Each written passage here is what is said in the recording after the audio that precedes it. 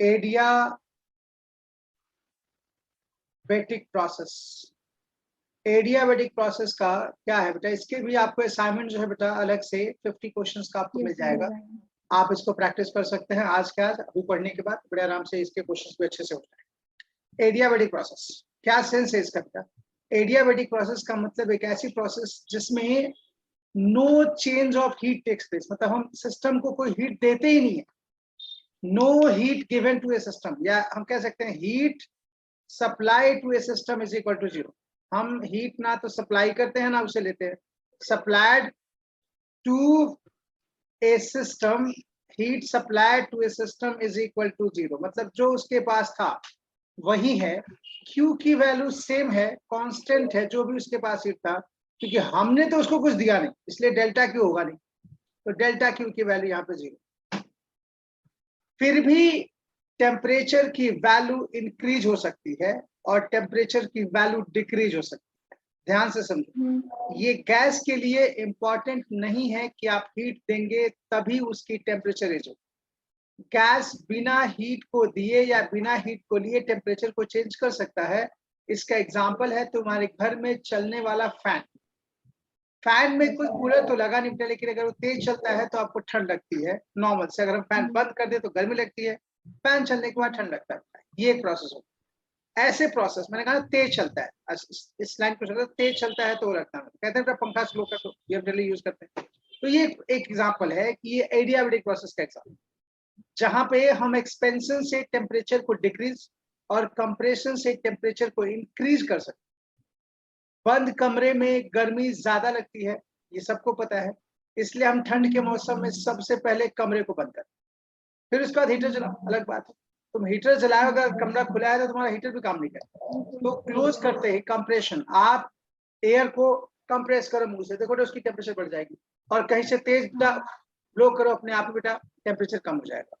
तो अगर हम इसलिए जहां पे गैस फिल करते हैं टायर के अंदर, उसके नोजल पॉइंट जहां पे पकड़ते हैं बेटा, वो भी गर्म हो जाता है। कभी साइकिल में भी हवा भरी हो तो तुम्हें आदत पड़ सकता जाएगा। और जब कहीं से हवा लीक होता है बेटा, वहां पे हाथ रखो, बिल्कुल ठंडा ठंडा लगता है। ये प्रोसेस जो है वो एडियाबेटिक प्रोसेस की जाएगी, क्योंकि यहाँ पे हमने कोई सिस्टम को हीट नहीं दिया, फिर भी उसके अंदर टेम्परेचर की वैल्यू चेंज। तो अकॉर्डिंग टू फर्स्ट लॉ, कैसे इसको लिखें बेटा? According to first law of thermodynamics, first law of thermodynamics हम ये कह सकते हैं थर्मोडायनेमिक्स कि जो भी हमारी सिस्टम को जो हम हीट देते हैं बेटा, उसकी value delta Q is equal to delta U plus delta W के इक्वल। अब अगर इसकी वैल्यू जीरो है, यानी कि delta U is equal to minus delta W होगा।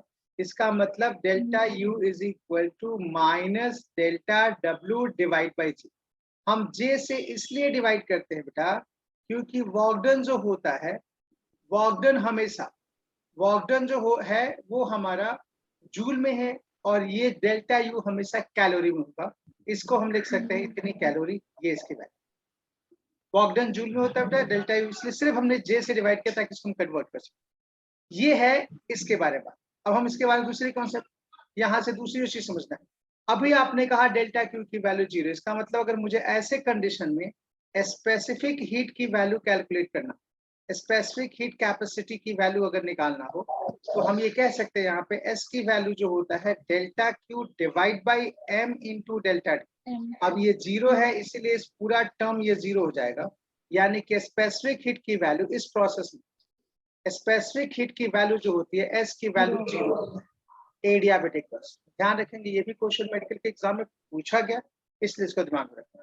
दूसरी कंडीशन, अब हम यहाँ से बात करेंगे कि ऐसे प्रोसेस एग्जिस्ट कैसे करते हैं। तो कहेंगे बेटा इट अकर्स सडनली, ये बहुत फास्ट प्रोसेस है, ये सडनली परफॉर्म करता है, अकर सडनली, ठीक है ना। इट्स अकर सडन, मतलब जैसे ब्रस्टिंग ऑफ ए टायर हो गया बेटा, कहीं भी कोई ऐसे जो तुरंत हो बेटा, क्विक सेशन। अब देखो आइसोथर्मल एडियाबेटिक क्या फर्क है? आइसोथर्मल बहुत ही स्लो है और एडियाबेटिक जो है वो बहुत ही फास्ट है, एक्सट्रीमली फास्ट, ठीक है ना। और दूसरी कंडीशन हम ये कह सकते हैं यहाँ पे, अगर हमसे कोई ये कहता है प्रेशर वॉल्यूम रिलेशन क्या होगा? Pressure volume relation, volume relation कैसे इसको मेंशन करेंगे? तो यहाँ पे इसको लिखते हैं प्रेशर वॉल्यूम रिलेशन में इसके लिए PV to the power gamma is equal to constant. अब ये गामा क्या है बेटा? गामा जो है वो होता है ratio of molar specific heat, जो नेचर ऑफ गैस पे डिपेंड करता है। मोलर स्पेसिफिक हीट, ये रहा बेटा मोलर स्पेसिफिक हीट, ये गामा की वैल्यू है गैस के लिए। और ये हमारे पास फॉर्मूला है कि प्रेशर वॉल्यूम रिलेशन की अगर हम बात करते हैं एडियाबेटिक प्रोसेस में तो हम इसको इस्तेमाल करें। मतलब हम कह सकते हैं यहाँ पे P1 V1 to the power gamma is equal to P2 V2 to the power, यानी कि इस प्रोसेस को हम ऐसे लिख सकते हैं यहाँ पे बड़े आराम से।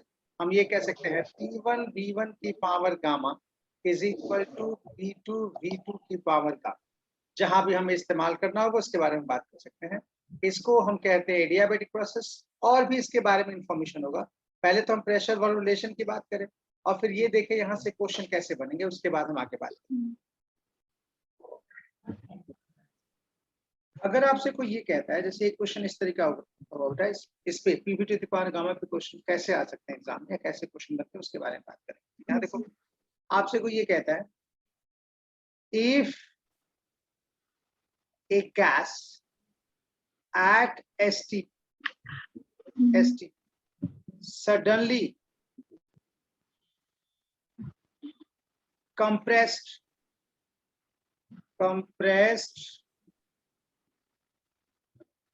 1/4 of its volume फाइंड, आपको बताना है राइज इन प्रेशर, ये आपको कैलकुलेट करना है। If gamma is equal to 1.5, ये दे रखा है। ऑप्शन की जगह पे जैसे हो सकता है यहाँ पे हम बात कर सकते हैं 1 ATM की, दूसरा 8 एटमॉस्फेरिक प्रेशर की, 8 ATM, 1 ATM हो गया बेटा। फिर हम बात कर सकते हैं 8 एटमॉस्फेरिक प्रेशर ATM, फिर 7 ATM and none of this. और तीसरा ऑप्शन हो गया 7 एटमॉस्फेरिक प्रेशर, और चौथा हो गया ना ये है। अब देखिए कॉन्सेप्ट क्या है जिसकी बात करें, पहले इसको समझते हैं। तो हमारे पास इसको सॉल्व करने के लिए एक ही फॉर्मूला है जिसके बारे में बात करेंगे। PV to the power gamma is equal to concept, equation ये रहा P1 V1 की power gamma is equal to P2 V2 की पावर। अब यहाँ पे हमें ये दे रखा है कि P1 is equal to STPA, इसलिए 1 एटमॉस्फेरिक प्रेशर 1 दे रखा है, ये लिखा है ना STP, इसका मतलब STP मतलब P की वैल्यू 180 है बेटा। और V1 की वैल्यू यहाँ पे V1 इज इक्वल टू दे रखा है P2, हमें पहले कैलकुलेट करना पड़ेगा क्योंकि हमें राइज इन प्रेशर चाहिए, यानी कि P2 माइनस P1 निकालना है।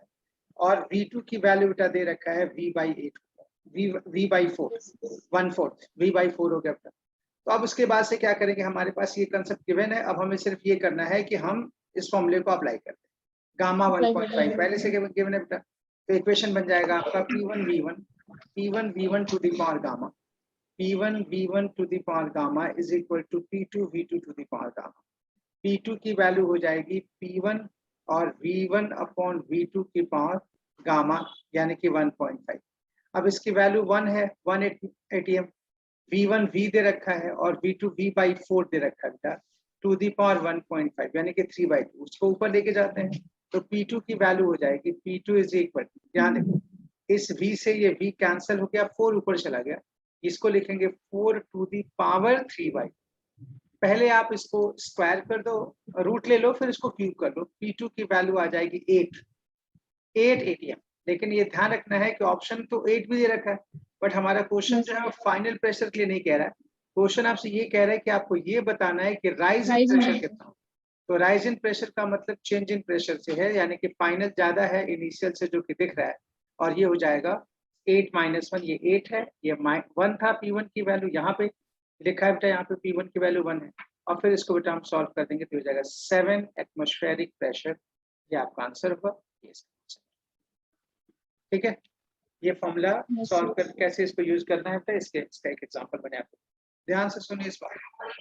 आइसोथर्मल प्रोसेस में टेम्परेचर की वैल्यू कांस्टेंट, एडियाबेटिक में हीट की वैल्यू कांस्टेंट होती है, चेंज इन हीट की वैल्यू 0 होता है।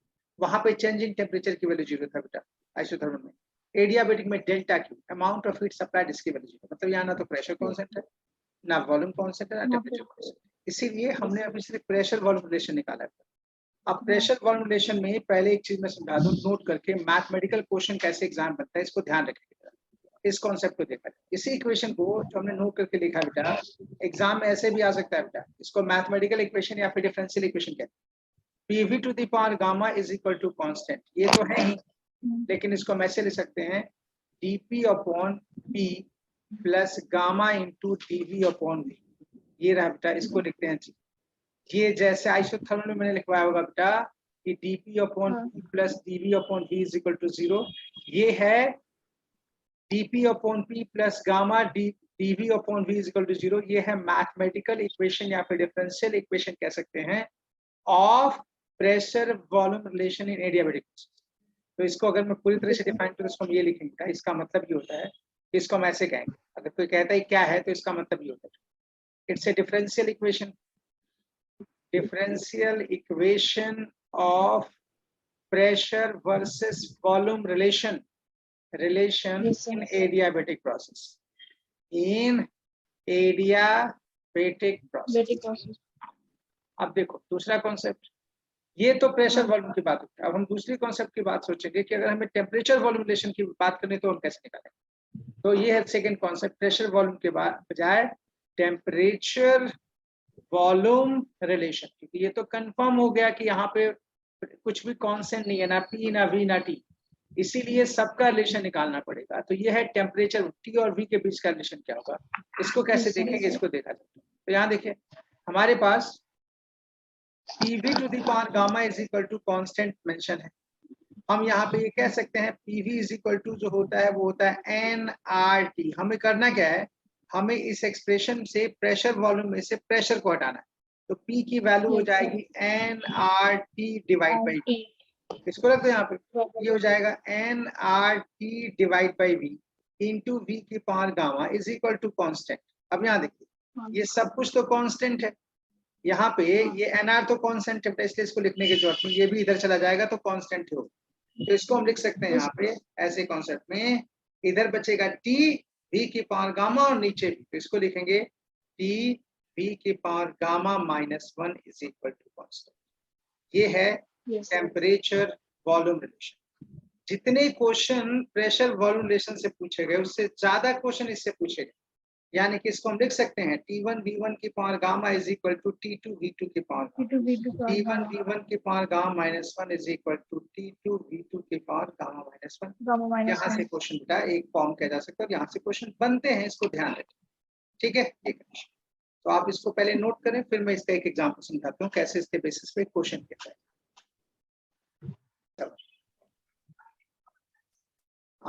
एक क्वेश्चन यहाँ मेंशन हो रहा है बेटा, जो टेम्परेचर वॉल्यूम रिलेशन पे क्वेश्चन होगा उसको देखते हैं। ए गैस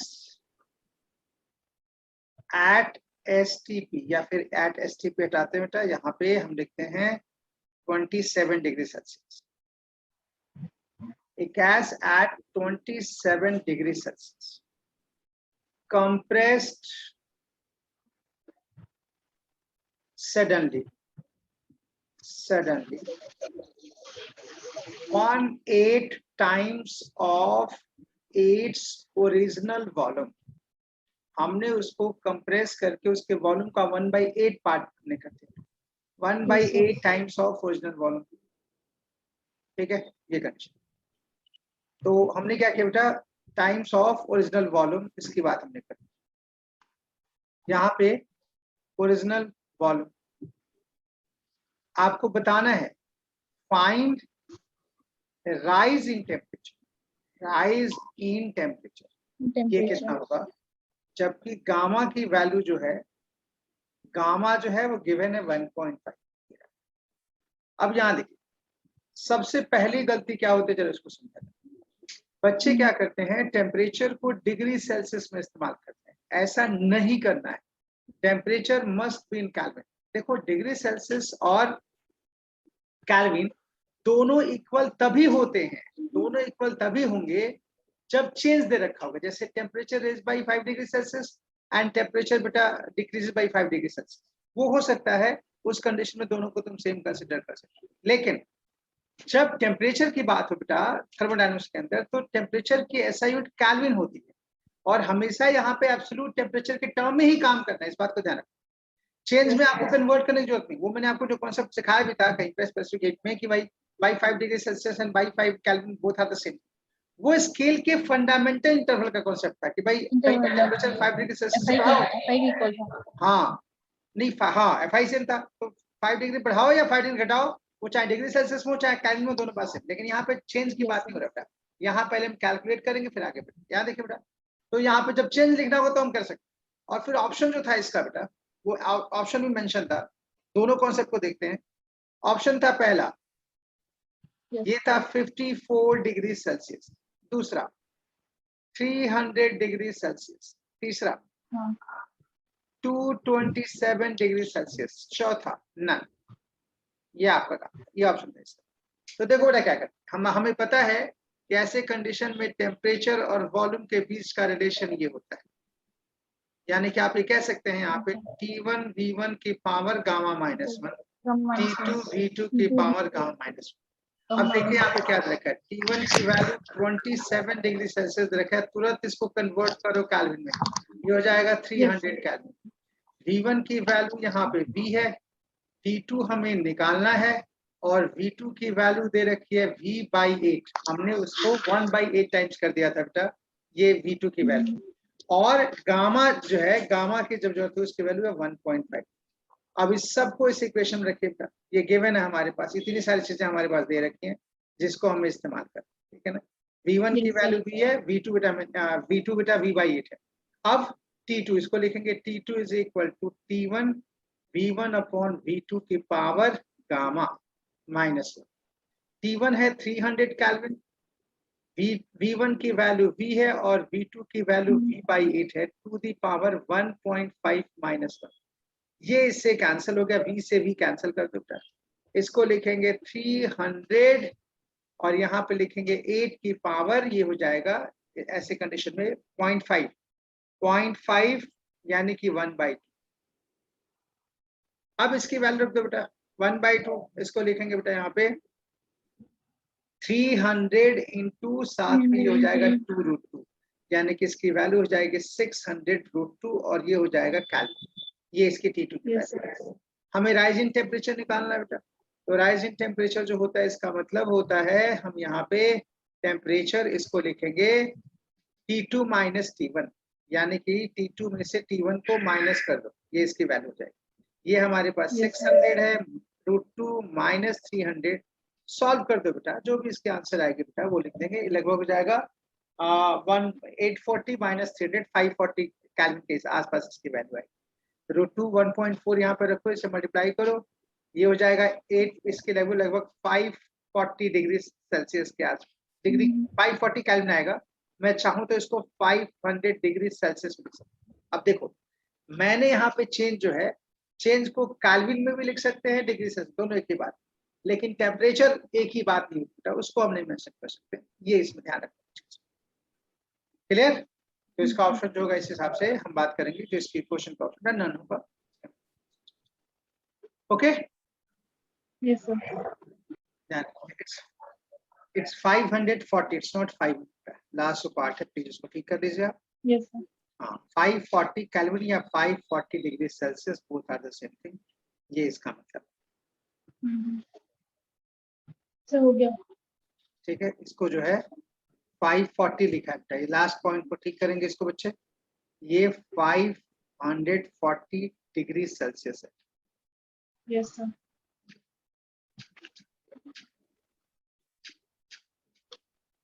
ओके सर, ठीक है 540, इसको ध्यान रखा जाएगा, ये जो लिखा है लास्ट, मतलब चेंज टेम्परेचर के लिए डिग्री सेल्सियस एंड केल्विन दोनों की value same, change in temperature.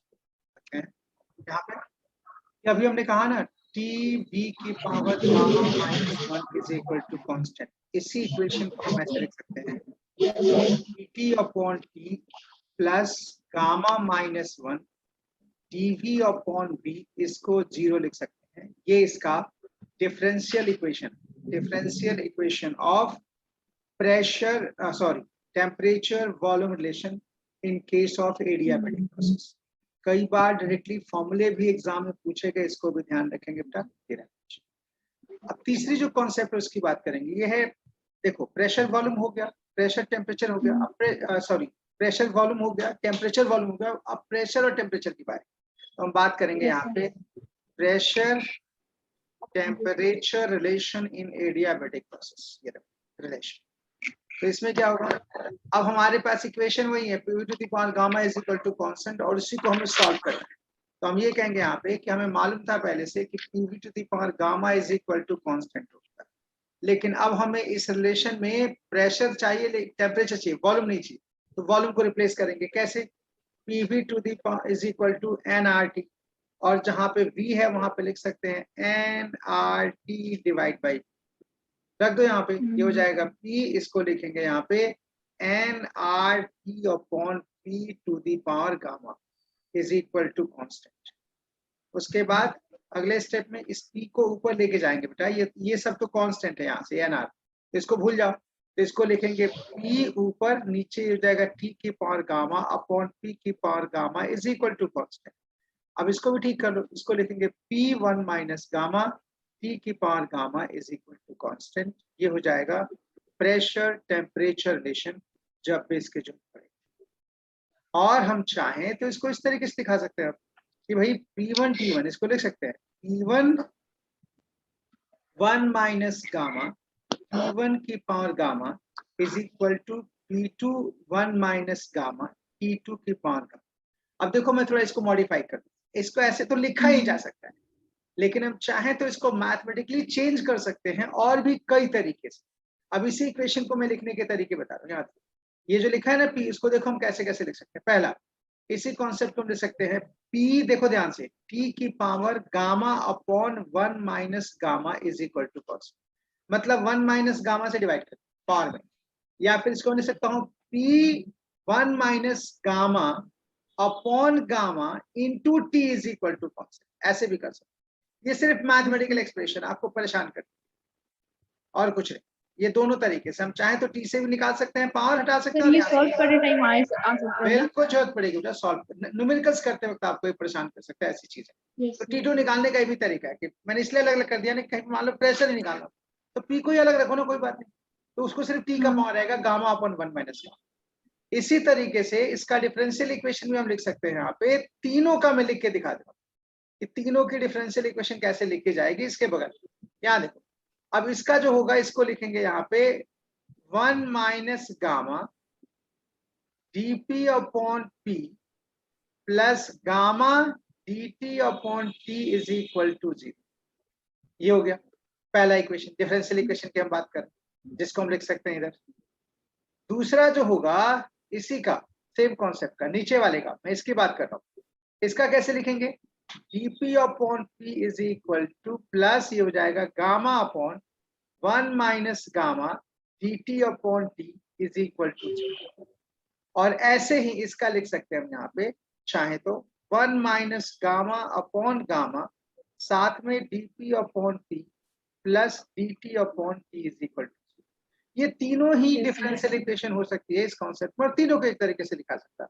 तो इसमें न्यूमेरिकल्स कम और ऐसे ही इतने सारे क्वेश्चन बनते हैं कि तो किसी और कॉन्सेप्ट पे सोचने की जरूरत ही नहीं पड़ती, आप इसमें बहुत सारे क्वेश्चन बना सकते हैं। और एग्जाम ने यहीं पे बहुत सारा क्वेश्चन पुटअप कर लिया बच्चों से कि आप डिफरेंशियल इक्वेशन में आपको कंफ्यूज किया जा सकता है, लेकिन जबकि मैंने किया कुछ नहीं, अपना ध्यान से देखो, करना कुछ नहीं, बस ये था कि यहाँ पे जो था ना इस पहले क्वेश्चन को 1 माइनस गामा से डिवाइड कर, तो यहाँ से हट जाएगा, यहाँ डिवाइड हो जाएगा। अगले स्टेप मैंने क्या किया, इसका ये जो गामा था ना इससे डिवाइड कर दिया, तो हट गया अपना वहां से, ठीक है, ये इसका मतलब एक बस गामा है, इक्वेशन वही था, बस हमने डिवाइड किया। इससे डिवाइड किया।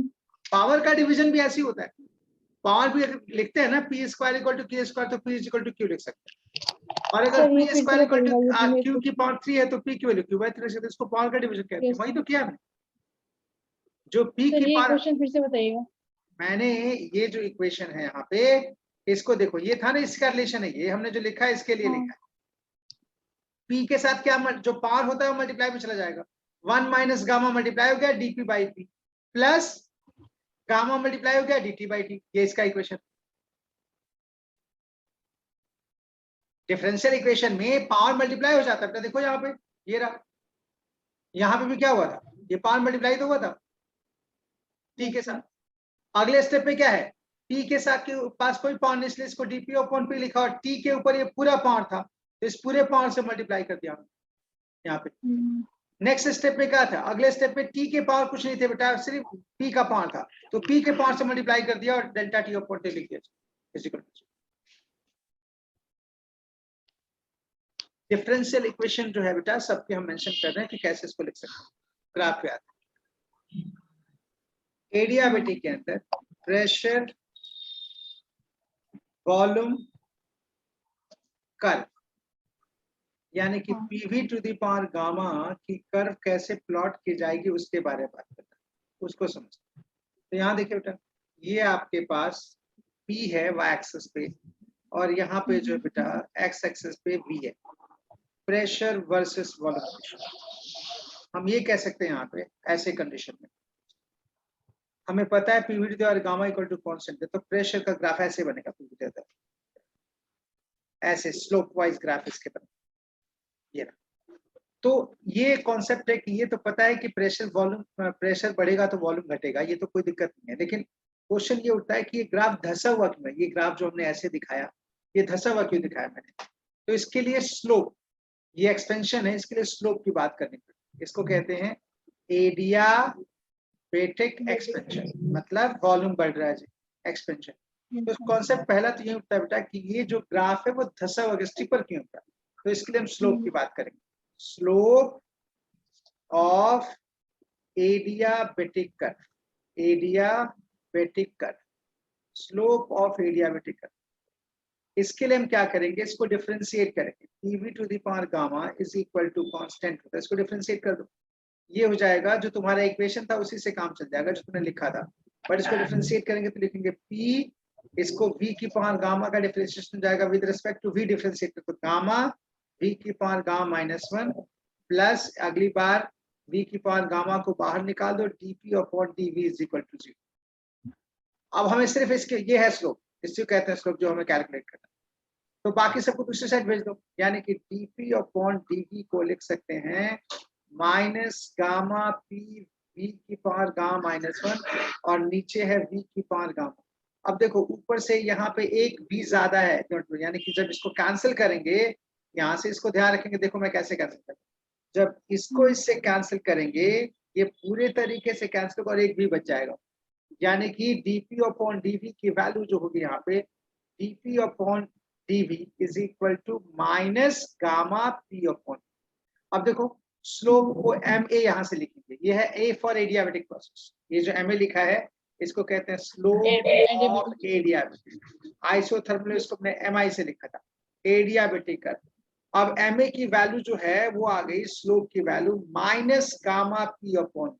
स्लोप एक्चुअली में tan थीटा के इक्वल होता है, यानी कि tan थीटा को ही हम ma से लिखते हैं, और ये इसकी वैल्यू 0 से छोटी है तो यानी कि ये भी निगेटिव आ गया, इसका मतलब थीटा जो है बेटा वो 90 से बड़ा है। इसका स्लोप जो है ग्राफ का हमेशा 90 से बड़ा होगा, हमेशा, इसीलिए हेंस हम ये कहेंगे, hence PV, P versus V graph जो है एज स्टीपर। ये इसका जवाब है कि आखिर ये ग्राफ धसा हुआ क्यों है, क्योंकि वो 90 इसका स्लोप 90 नेगेटिव है, tan बड़ा थीटा होगा। नेगेटिव, थीटा 90 से बड़ा, इसलिए ग्राफ स्टीप है। समझिए सर। हम ये देख सकते हैं कि हमारे पास स्लोप आइसोथर्मल में, अब बेसिकली दोनों को कंपेयर करें, आइसोथर्मल और एडियाबेटिक। आइसोथर्मल में भी स्लोप की वैल्यू नेगेटिव आई थी और वो भी ग्राफ स्टेबल। एडियाबेटिक में भी स्लोप की वैल्यू नेगेटिव और ये भी ग्राफ स्टेबल। तो फिर हम दोनों को कैसे पहचानेंगे, अगर एक ही कंडीशन पे आ जाए, एक ही प्लॉट पे अगर दोनों ग्राफ हो, तो हम दोनों को कैसे पहचानेंगे उसकी बात करें, नोट करके, ठीक है ना, कि हम कैसे जज करेंगे कौन सा ग्राफ एडियाबेटिक है और कौन सा ग्राफ आइसोथर्मल है। तो यहाँ देखो सबसे पहले हमारी चर्चा होगी इसके अंदर कि हम अगर ग्राफ प्लॉट करें, दोनों ग्राफ की बात करेंगे, कैसे आपको पहचानना है कि कौन सा ग्राफ आइसोथर्मल का है, कौन सा एडियाबेटिक का है, अगर दोनों पीवी से भी ग्राफ पे प्लॉट किया जाए। यहाँ देखिए बेटा इसको कैसे पहचानेंगे, स्लोप ऑफ आइसोथर्मल जो होता है -p अपॉन v होता है, ये हमने पीछे कैलकुलेट किया था, और स्लोप ऑफ एडियाबेटिक जो होता है minus gamma p upon v होता है, ठीक है। और गामा की वैल्यू हमेशा 1 से बड़ी होती है, इस बात को ध्यान रखेंगे। यानी कि अगर दोनों को डिवाइड करते हैं, ये पहला इक्वेशन है, ये दूसरा इक्वेशन है, अगर हम डिवाइड करते हैं इक्वेशन 2 डिवाइड बाई इक्वेशन 1 से, तो हम ये कह सकते हैं MA/MI, और राइट हैंड साइड में लिखेंगे minus gamma P upon V, ये हो जाएगा माइनस P अपॉन, माइनस से माइनस कैंसिल और P अपॉन V से P अपॉन V कैंसिल, सिर्फ गामा बचे। यानी कि MA की वैल्यू जो है MA is equal, MA upon MI की वैल्यू जो हो गया वो गामा के इक्वल हो गया। यानी कि MA जो है slope of adiabatic gamma times of slope of isothermal के इक्वल। अब आपको ये पता होना चाहिए कि गामा की वैल्यू हमेशा 1 से बड़ी होती है, इसीलिए स्लोप ऑफ एडियाबेटिक हमेशा स्लोप ऑफ आइसोथर्मल से बड़ा होगा। मतलब दोनों ग्राफ स्टीपर हैं, ये बात तो सच है, लेकिन जिसका स्लोप ज्यादा होगा वो ज्यादा स्टीपर होगा, और एडियाबेटिक कर्व का जो स्लोप होता है वो ज्यादा होता है आइसोथर्मल से। इसीलिए हम यहाँ पे कहेंगे हेंस एडियाबेटिक जो कर्व है, adiabatic curve is much steeper than isothermal, isothermal से ये ज्यादा स्टीपर होगा, ये इसका इस एक्सप्रेशन का ही मतलब। यानी कि अगर हम दोनों को एक ही पॉइंट पर रिप्रेजेंट करें, अगर एक ही पॉइंट से एक ग्राफ ऐसे स्टार्ट हो रहा है और एक ग्राफ जो है बेटा वो यहाँ से स्टार्ट हो रहा है ऐसे, इसी पॉइंट से एक ग्राफ, तो दोनों ग्राफ में नीचे वाला ग्राफ ज्यादा धंसा है, इसीलिए ऊपर वाला जो ग्राफ होगा वो आइसोथर्मल का होगा, आइसोथर्मल, और नीचे वाला जो ग्राफ होगा बेटा वो एडियाबेटिक के लिए होगा। ये जो ग्राफ है ये हो जाएगा एडियाबेटिक, इसको लिखेंगे एडियाबेटिक कि भाई एडियाबेटिक जो है उसका एक्सपेंशन, एडियाबेटिक ज्यादा स्टीपर यानी कि वो ज्यादा नीचे की तरफ है, इसलिए नीचे वाला ग्राफ एडियाबेटिक है, ऊपर वाला ग्राफ आइसोथर्मल का है। ये है अगर हम दोनों ग्राफ को एक ही प्लॉट पे देखना है, एक ही पीवी पे देखना चाहते हैं, एक ही ग्राफ पे। Bulk modulus of elasticity in adiabatic process। तो देखो हमारे पास अभी हमारे पास वैल्यू था कि हम dp अपॉन dv को क्या लिख सकते हैं, और वहीं से k के बारे में बात करनी है कि ka जो होता है ka इसकी वैल्यू होती है minus delta p upon delta v upon v। ये k की value bulk modulus of elasticity की वैल्यू ये होती है। वी डोंट से k, ये जनरल फॉर्मूला है इसका बल्क मॉडुलस ऑफ इलास्टिसिटी का, कि अगर k की बात करेंगे तो k इज इक्वल टू होता है delta p upon delta v upon, इसको लिख सकते हैं यहाँ पे delta p upon delta v into. अब एडियाबेटिक में क्या होता है, इन एडियाबेटिक प्रोसेस के अंदर हम कह सकते हैं कि dp upon delta p upon delta v की वैल्यू हमने कैलकुलेट किया था अभी minus gamma p upon v, तो रख दो उठा के यहाँ पे, यानी कि k की वैल्यू हो जाएगा माइनस, इसको लिखेंगे minus gamma p upon v into v। अब इस v से ये v कैंसिल हो गया, माइनस से माइनस कैंसिल हो गया, ये रहा k की वैल्यू गामा इंटू p की। अब आपसे कोई ये डिस्कस कर सकता है कि एट एसटीपी पे क्या होगा, एट एसटीपी, ठीक है ना, फॉर एयर एसटीपी पे p की वैल्यू जो होती है 1 atm होती है, या इसको हम 100 किलो पास्कल कहते हैं। अब देखो एग्जाम में क्वेश्चन कैसे आ सकता है कि बेटा एयर के लिए कितना होगा बताओ, अगर आपसे कोई कहता है the value of bulk modulus of elasticity for air at STP, तो देखिए हम क्या करेंगे कि गामा की वैल्यू एयर के लिए 1.4 होता है, और P आपने अभी लिखा बेटा P नॉट की वैल्यू कितना होगा ये आपने मेंशन किया, इसको लिखेंगे K की वैल्यू हो जाएगी गामा इंटू P नॉट, यानी कि 1.4 इंटू 100, इसको लिखेंगे 140 किलो पास्कल। तो देखो सिर्फ इसी से फर्क पड़ जाएगा कि आपसे कोई कहता है what is the value of bulk modulus of elasticity of air in isothermal process, तो सिर्फ वहां पे P लिखेंगे और उसके लिए 100 किलो पास्कल आएगी। और उसी को बेटा अगर हमने सिर्फ एडियाबेटिक कह दिया तो उसके लिए 140 किलो पास्कल के आसपास। 120 किलो पास्कल। हाँ ठीक है ना, 140 किलो पास्कल लीटर देखो बेटा। Work done in adiabatic process, in adiabatic process. अब देखिए वॉकडन का पीवी ग्राफ में एक ही फॉर्मूला बेटा जो आपको ध्यान रखना है।